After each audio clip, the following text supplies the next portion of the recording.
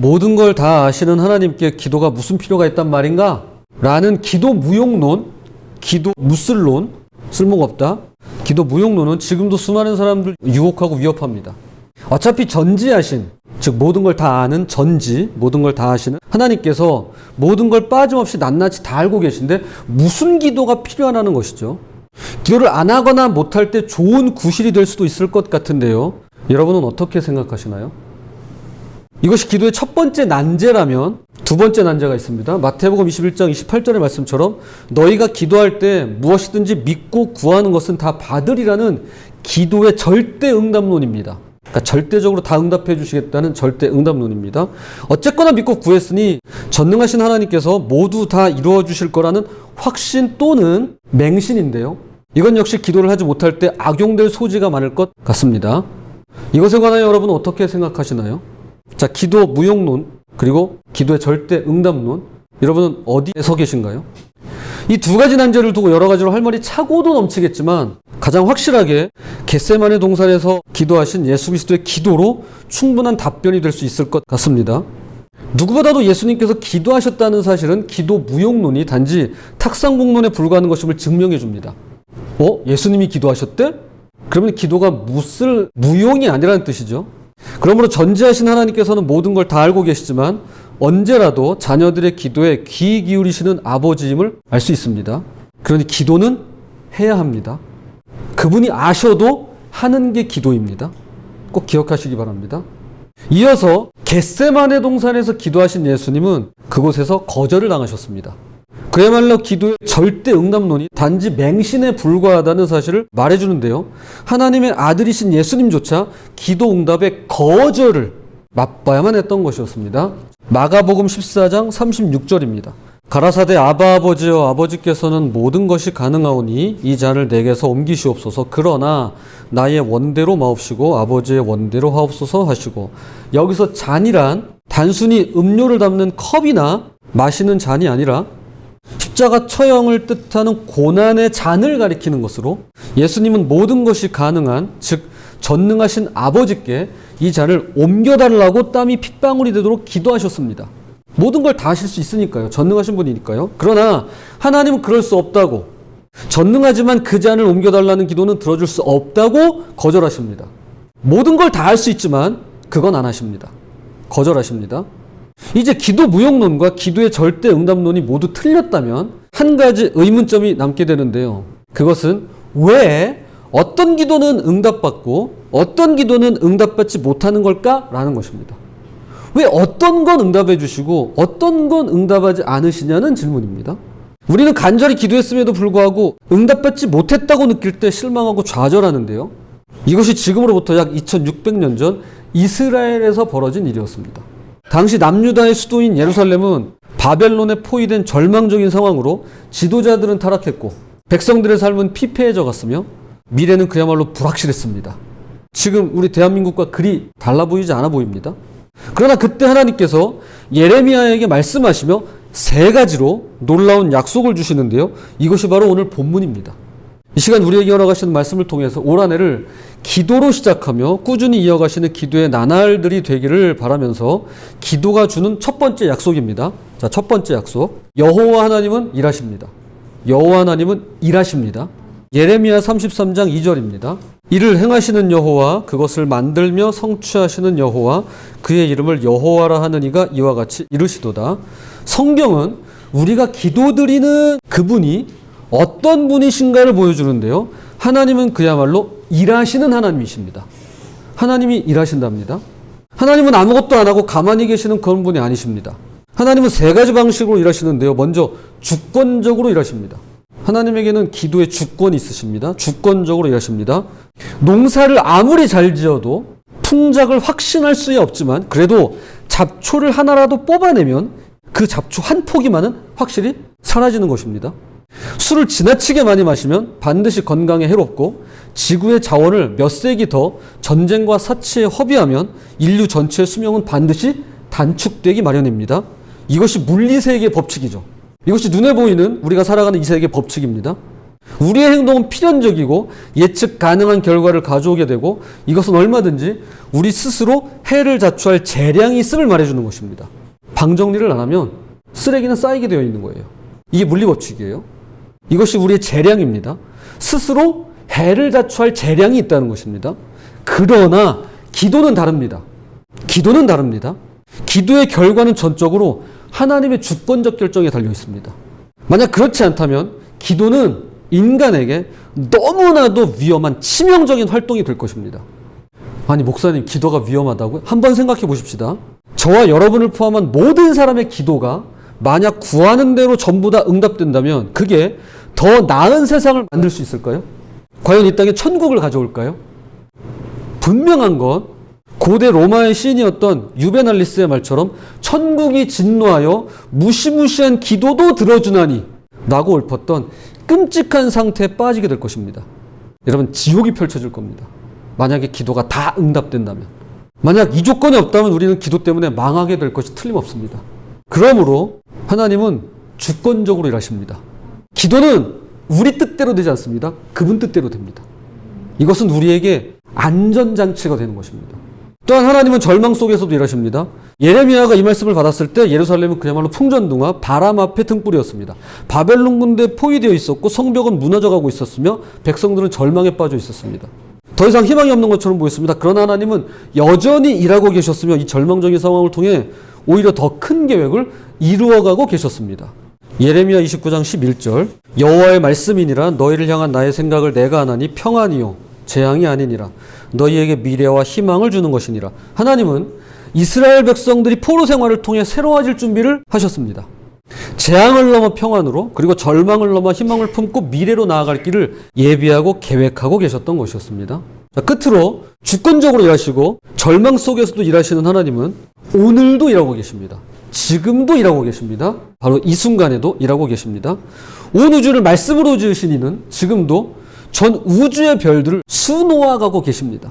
최근에 밤이 아닌 대낮에 천체 망원경을 통해 태양을 관찰한 일이 있었습니다. 태양의 흑점과 태양의 불기둥인 홍엽을 관찰했는데요. 그 태양을 통해서 일하고 계시는 그분의 손길을 그 천체 망원경을 통해서 확인하는 순간이었습니다. 뿐만 아니라 우주의 먼지축에도 들지 않는 우리 개개인을 천하보다 소중하게 여기시며 우리를 위해 일하기를 쉬지 않으시는데요. 잠시 저희 가정의 이야기를 드리게 됨을 양해해 주시기 바랍니다. 저와 제 아내가 자녀를 키울 때 중요하게 생각하는 몇 가지 원칙이 있는데요. 그중 하나가 모든 걸 이루어 가시는 분은 전지전능하신 하나님이시고 하나님은 우리와 함께 이루어 가시기를 원하신다는 것입니다. 그렇기 때문에 우리 쪽에서도 해야 할 일이 있는데요. 저희 가족은 이것을 하나님께서 주신 기회라고 부릅니다. 야, 그건 하나님께서 주신 기회야 라고 이야기합니다. 못이 막히도록 이야기합니다. 일단 어떤 기회가 주어지면 이것을 하나님께서 허락하신 기회로 여기는 것입니다. 가령 학교에서 대회나 어떤 캠프에 참가할 일이 생긴다거나 장학금 신청 같은 기회가 찾아오면 물론 복잡하고 번거롭고 피하고 싶고 귀찮은 일이 맞습니다. 그러니까 늘 좋은 것만이 아니거든요. 하지만 비록 어렵고 힘들고 하기 싫어도 일단 기회를 붙잡고 해보려고 노력합니다. 그렇게 해서 지금까지 다양한 시도와 도전을 통해 많은 축복과 하나님의 일하심을 경험할 수 있었는데요. 그럼 이것들이 모두 다 이루어지고 성공적이었느냐? 결코 그렇지 않습니다. 제대로 안 된 것과 이루어지지 않은 일들이 그 이상으로 많습니다. 그러나 이것조차도 더 큰 계획, 우리에게 가장 좋은 것을 주시기 위한 하나님의 인도하심이라고 믿으며 재차 기회가 올 때마다 도전하고 또 도전하는 것입니다. 즉 뭐가 되고 안 되고는 현재 우리로선 전혀 알 길이 없지만 다만 기회가 주어진다면 그때마다 내가 해야 할 일은 내가 하자라는 것입니다. 내 할 바니까 내가 하자는 것입니다. 그러면 나머지는 하나님께서 일하신다라는 것입니다. 요한복음 5장 17절입니다. 예수께서 그들에게 이르시되 내 아버지께서 이제까지 일하시니 나도 일한다 하시매. 하나님은 우리를 위해 오늘도 지금 이 순간에도 일하고 계십니다. 그러므로 각자가 해야 할 일을 하시기 바랍니다. 그리고 동시에 그분의 뜻이 이루어지도록 기도를 멈추지 않았으면 좋겠습니다. 일하시는 여호와 이어서 두 번째로 여호와 하나님은 우리를 초청하십니다. 여호와 하나님은 일하시고요. 또한 여호와 하나님은 초청하십니다. 예레미야 33장 3절 너는 내게 부르짖으라 내가 내게 응답하겠고 내가 알지 못하는 크고 은밀한 일을 내게 보이리라. 전능하신 하나님은 기도를 통해 너는 내게 부르짖으라 하며 우리를 초청하십니다. 우리를 초청하고 계세요. 수학자인 파스칼은요, 하나님이 기도를 만드신 목적은 피조물에게 어떤 일을 유발하는 존재로서의 특권을 부여하시기 위함이라고 말한 바 있습니다. 우리는 특별한 존재예요. 어떤 일을 유발하는 존재라는 거예요. 그러니까 하나님이 다 하시지만 우리와 함께 하시겠다는 겁니다. 한번 생각해 보세요. 전능하신 하나님께서 우리의 기도를 통해 일하시기로 작정하셨다는 것이 얼마나 놀라운 일인가요? 이는 마치 아버지가 어린 자녀에게 중요한 일을 맡기는 것과 같습니다. 아버지는 혼자서도 그 일을 더 빨리 더 잘할 수 있을 것입니다. 그러나 자녀와 함께 하기를 원하고 자녀가 그 일을 통해서 성장하고 성숙하기를 바라시는데요. 예를 들어 볼게요. 제가 저희 자녀에게 드릴질을 시킨 적이 있어요. 그거만큼 편한 게 없어요. 어떻게 이거 일일이 돌리고 있어요? 윙 하면 들어가는데. 근데 여러분 이걸요, 어린 자녀하고 같이 해요.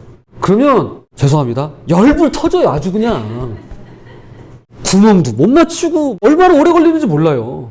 제가 하면 윙 그냥 끝나요. 근데 자녀에게 그걸 시키는 이유가 있다는 거예요. 그게 기도라는 겁니다. 우리를 성장하고 성숙하게 하시기 위한. 성경은 너는 내게 부르짖으라는 그분의 초청에 응답한 사람들의 이야기로 가득 차 있습니다. 이게 그분의 초청이라는 거예요. 먼저 다니엘이 그랬습니다. 그는 포로로 끌려간 바벨론에서 사자굴에 먹이로 던져질 것을 알면서도 예루살렘을 향해서 창문을 열고 하루 3번씩 기도하며 그분의 초청에 응했습니다. 왜 그랬을까요? 그의 기도는 단순한 개인 기도가 아니었습니다. 자신의 안위만을 위해서 기도하지 않았습니다. 다니엘 9장을 보면 그가 예레미야의 예언을 읽고, 그러니까 다니엘이 지금 우리처럼 예레미야서를 읽었어요. 이 예레미야서를 읽고 이스라엘의 70년 포로 생활이 끝나갈 때임을 깨달았을 때 자신과 백성의 죄를 회개하면서 하나님의 뜻을 구하는 기도를 올려드리게 됩니다. 다니엘 9장 16절 17절 주여 구하옵나니 주는 주의 공의를 따라 주의 분노를 주의 성 예루살렘 주의 거룩한 산에서 떠나게 하옵소서. 이는 우리의 죄와 우리 조상들의 죄악으로 말미암아 예루살렘과 주의 백성이 사면에 있는 자들에게 수치를 당함이니이다. 그러한즉 우리 하나님이여 지금 주의 종의 기도와 간구를 들으시고 주를 위하여 주의 얼굴빛을 주의 황폐한 성소에 비추시옵소서. 놀랍게도 다니엘의 이 기도는 그대로 예언이 되었습니다. 그의 기도대로 이스라엘 백성은 주의 분노가 떠난 예루살렘으로 귀환했을 뿐만 아니라 기도를 통하여 받은 71회의 예언은 메시아의 오심까지도 내다보는 더 큰 계시로 이어지게 됩니다. 느헤미야라는 인물도 그러합니다. 그는 페르시아 왕의 술관원이라는 오늘날의 비서실장에 버금가는 안락한 자리에서 무너진 예루살렘 성벽의 이야기를 전해 듣고는 금식하고 기도하며 여호와의 초청에 응하게 됩니다. 느헤미야 1장 8절 9절 옛적에 주께서 주의 종 모세에게 명령하여 이르시되 만일 너희가 범죄하면 내가 너희를 여러 나라 가운데 흩을 것이요 만일 내게로 돌아와 내 계명을 지켜 행하면 너희 쫓긴 자가 하늘 끝에 있을지라도 내가 거기서부터 그들을 모아 내 이름을 두려고 택한 곳에 돌아오게 하리라 하신 말씀을 이제 청하건대 기억하옵소서. 느헤미야의 이 기도가 얼마나 구체적이었는지 그는 단순히 하나님 도와주세요 라고 끝내지 않았습니다. 그랬다면 모세의 명령이니 계명이니 말씀이니 하면서 기도할 필요가 없었을 것입니다. 오히려 하나님의 언약을 기억하며 백성의 영적인 회복을 위하여 기도했습니다.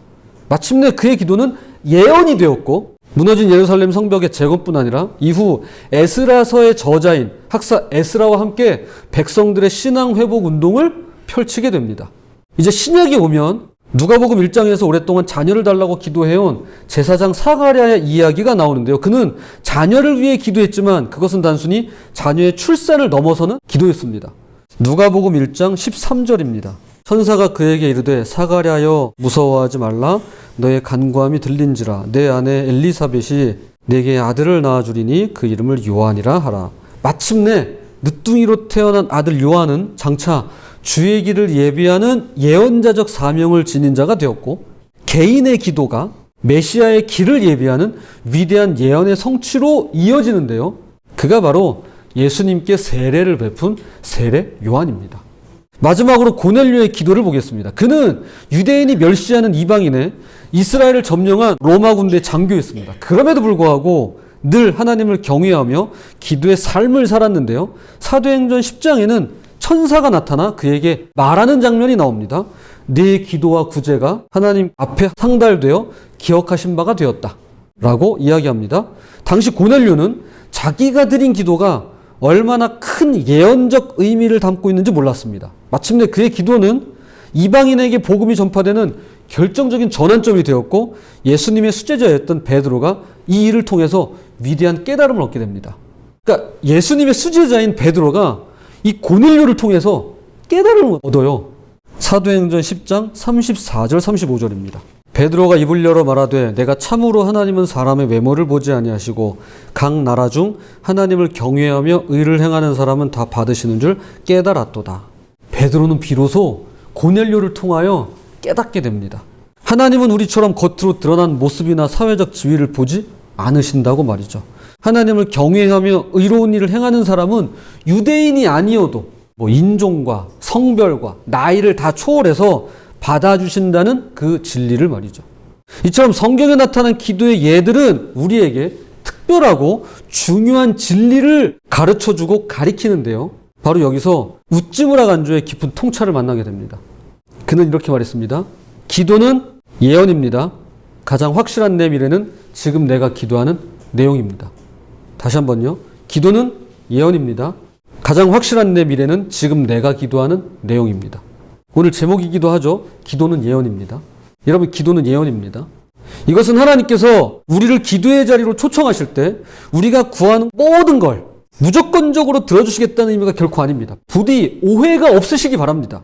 여러분이 바라는 대로 다 주시겠다는 게 아니에요. 이것은 그분에게 더 큰 계획이 있으며 그 뜻과 목적 안에서 우리의 기도가 어떤 예언적 의미를 지니게 되고 그 과정에서 우리가 하나님의 뜻을 발견하고 변화되어 간다라고 말할 수 있는 것입니다. 즉 하나님은 지금 이 순간에도 우리를 위해 일하시고 기도로 초청하시며 그 기도가 예언이 되게 하시는데요. 일상적인 기도의 예를 한번 들어보겠습니다. 가령 자녀를 위한 기도는 다음 세대의 부흥으로 이루어질 수 있습니다. 내 자녀를 위해서만 기도하다가 그 기도가 다음 세대로 넓어져 가는 거죠. 그것이 기도가 예언이라는 의미입니다. 직장에서의 기도는 일터의 변화를 가져올 수 있습니다.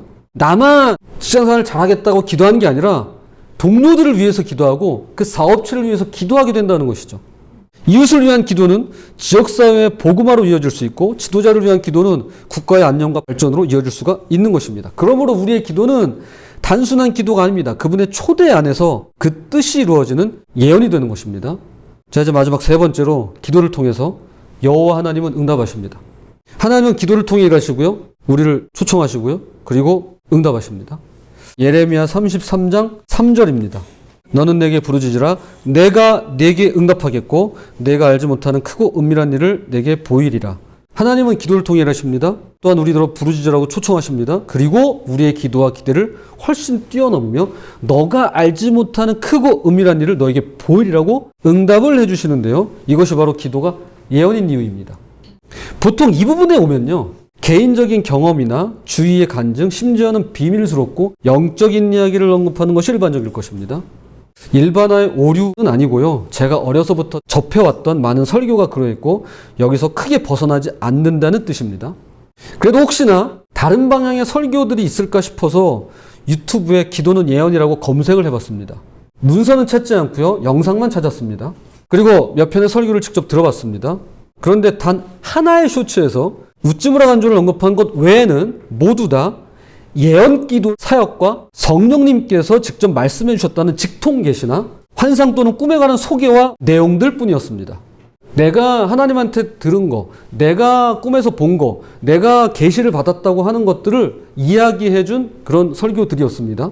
그러니까 신비롭고 영적인 예언기도에 관한 내용이지, 예언기도요. 예언하는 기도, 예언기도에 관한 내용이지 나 자신의 변화에 초점을 맞추고 있는 기도가 예언이다 라는 내용은 미처 발견하지 못한 것입니다. 물론 제가 발견하지 못했을 뿐입니다. 저는 한 사람의 그리스도인으로서 영적인 세계를 믿고 당연하죠. 하나님을 믿으니 보이지 않는 세계인 영적인 세계를 믿죠. 기적을 믿으며 당연하죠. 전지전능하신 하나님께서 뭘 못하시겠습니까? 또한 지금 이 시간에도 세상 어딘가에서 하나님께서 허락하시는 환상과 계시가 일어날 수 있음을 분명히 믿습니다. 지금도 우리에게 주실 수 있다라고 믿습니다. 다만 이 시간과 이 자리에서는 개인적이거나 사적인 체험 대신에 공동체적인 경험과 공적인 내용을 통해서 어떻게 기도가 예언이 되는 것을 함께 나누고 싶은데요. 지금으로부터 40년 전 한국 현대사의 민주화 과정 이야기를 잠시 드리고자 합니다. 우리나라 민주화 과정에서 기도가 어떻게 예언이 되었는지 두 가지 놀라운 사례가 있습니다. 먼저 1987년 명동성당에서 있었던 민주화 기도회입니다. 민주주의를 위해서 기도했습니다. 1987년 6월 10일 고 이한열 학생이 최루탄에 맞아 쓰러진 그날 명동성당에서는 특별한 기도회가 시작되었습니다. 정의가 강물처럼 흐르게 하소서라는 김수환 추기경의 기도로 시작된 이 기도회는 15일 동안 계속되었는데요. 당시 천주교 정의구현 전국사재단의 기록에 따르면 매일 정오미사에는 성당 안팎을 가득 메운 6천여 명의 시민들이 한마음 한뜻으로 이렇게 기도했다고 합니다. 주님, 이 땅에 정의를 주소서, 이 백성에게 자유를 주소서. 그때 당시 명동성당에 모였어요. 여기가 성지였어요. 기도의 성지였습니다. 민주화의 성지였어요. 특히 6월 15일 새벽 경찰이 성당 진입을 시도했을 때 수천 명의 시민들이 철야 기도를 하며 손에 손을 맞잡고 주님이 가르쳐주신 주기도문을 소리 높이 외쳤습니다. 여러분 그 광경이 상상이 되십니까? 뭐 누구는 물러가라 이게 아니라 주기도문을 외쳤어요. 김수환 추기경은 당시 기도 일지 이렇게 적었습니다. 우리의 기도가 지금은 눈물이 되고 통곡이 되지만 이 기도는 반드시 이 땅의 자유와 정의의 꽃으로 피어날 것입니다. 실제로 이 기도의 직후인 6월 29일 민주화의 큰 진전인 6.29 선언이 발표되었습니다. 이때부터 대통령을 국민들의 손으로 직접 뽑을 수 있는 직선제로 바뀌게 되죠.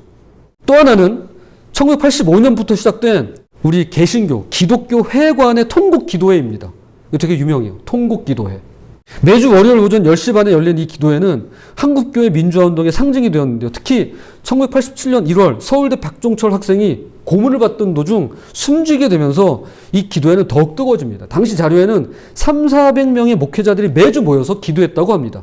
특히 야당이 억지를 부려서 나라가 혼란하니 대통령 선거를 일부 대표들이 체육관에 모여서 뽑자는 전두환의 4.13 호원 조치가 발표되었을 때는 오늘날의 맥락하고 비슷하죠. 나라를 위한 철야 기도회가 아현감리교에서 열렸는데요. 이때 전국에서 모인 목회자가 무려 1,500여 명에 이르렀다고 합니다. 그때 무슨 개인 차량이 뭐 많은 것도 아닌데 버스 타고 기차 타고 와가지고 모이신 거예요. 제가 기독교회관 아카이브에서 찾은 자료에는 5월 12일 나라를 위한 철야 기도회 당시에 1,000여 명의 병력들이 이 교회 주변에 배치돼서 예배당으로 들어가려는 목사님들을 구타하고 발로 차고 짓밟고 침 뱉고 해가지고 무작정 그냥 버스에 태운 거예요. 예전에 그랬어요. 그리고는 난지도 쓰레기장을 비롯한 여러 곳에다 그냥 이렇게 던져버리는 거예요. 그냥 너 내려 발로 차고 이제 그런 만행을 저질렀다는 기록이 있는데요. 그런 모진 핍박을 견뎌내며 부패한 독재가 물러가고 민주화의 꽃이 활짝 피어나기만을 함께 마음 모아 뜨겁게 기도했던 것이었습니다. 기독교 회관의 기도의 일지에 따르면 이런 구절이 남아있다고 합니다. 우리가 드린 기도는 하나도 땅에 떨어지지 않을 것입니다. 이 기도들은 반드시 우리 후손들에게 자유와 정의의 유산이 될 것입니다. 여러분 이것이 기도가 예언이 아니라면 무엇인가요? 기도가 예언이 아니라면 뭐라고 말할 수 있나요? 이제 말씀의 결론을 맺겠습니다. 지금까지 우리는 기도를 통해 하나님께서 일하시고 하나님께서 초대하시고 하나님께서 응답하심을 살펴봤습니다. 혹시 눈치채신 분이 계실지 모르겠는데요. 여기서 일하고 초대하고 응답하다를 영어로 바꾸면 이렇게 됩니다. work, 일하다, work, welcome, 초대하다, 그리고 wonder, 놀랍게 일하시다 라는 뜻이 됩니다. work, welcome, wonder.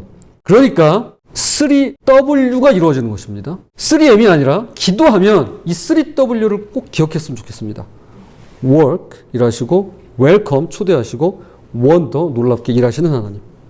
하나님은 우리의 기도를 통해 일하시고 초대하시고 놀랍게 응답하십니다. 실은 작년 12월 중순부터 오늘 말씀을 준비하고 있었습니다. 그러면서 새해를 기도로 시작하고 기도로 살자고 권면해야겠다는 생각을 하고 있었는데요. 그런데 이제 여러 가지 사건들이 있었죠. 특별히 여객기 참사도 있었고요. 그런데 12월 31일 마지막 날 한 분께서 실시간 영상에 이런 댓글을 달아주셨습니다. 고사리교회 교인분들 하나님 말씀 속에서 늘 평안하시길 기도합니다. 저는 주변인이지만 하나님 예수님 알고 제 마음문을 열고 주님을 주인으로 영접할 수 있게 도와주세요. 제 속에 기도는 예언입니다라는 우찌무라 간주의 말을 간직하고 있던 차였습니다. 그런데 마음문을 열고 주님을 주인으로 영접할 수 있게 도와주세요라고 마음의 기도를 소리내어 적어주신 것이었습니다. 제가 댓글을 확인하자마자 새해 첫날 대댓글을 남겼습니다.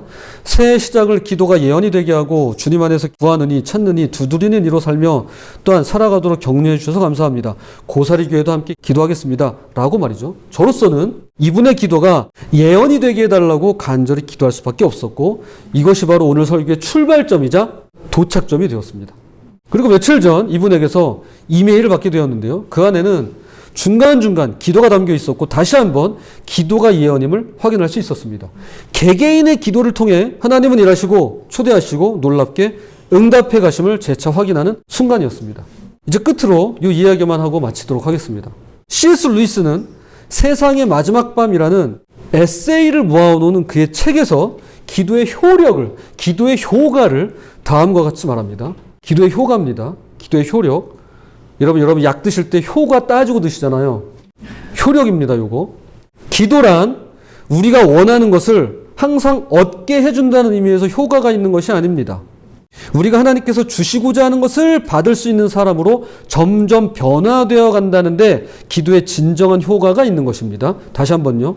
기도란 우리가 원하는 것을 항상 얻게 해준다는 의미에서 효과가 있는 것이 아닙니다.